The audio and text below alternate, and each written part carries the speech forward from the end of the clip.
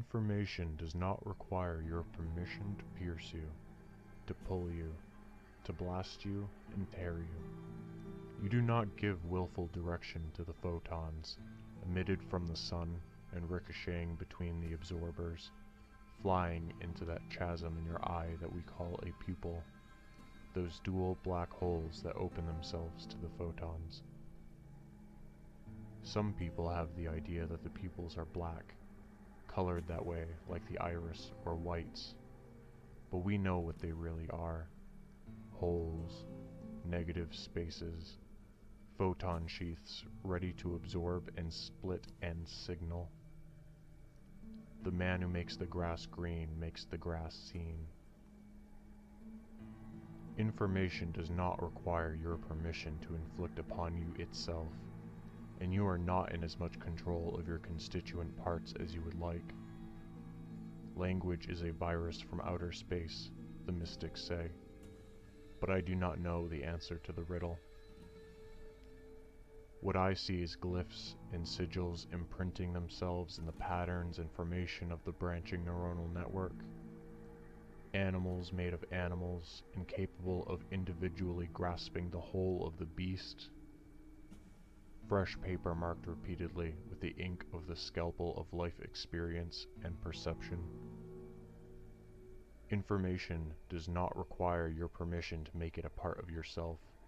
Unbidden and unwanted and unasked questions given heretical answers that fester and feud and war in the mind, which is not identical with the brain, but emergent and transcendent, but chained and linked infinitely, like a fire is chained by fate to the log which burns and ages and rusts to give itself to the fire, which is not the fuel, but is not unbeholden to the log from which it burns. Information does not require your permission to spread, to sell, to shriek and gain attention. It does not require your consent to colonize your fleshly cerebrum, to settle in and make a home of the pattern that is the constraining liberty of your psyche expressed in meat. There is more than enough room for a myriad of minds in the meat, unknown to each other at times and in others likely to revolt and seize control and express the purpose upon the canvas of the earth.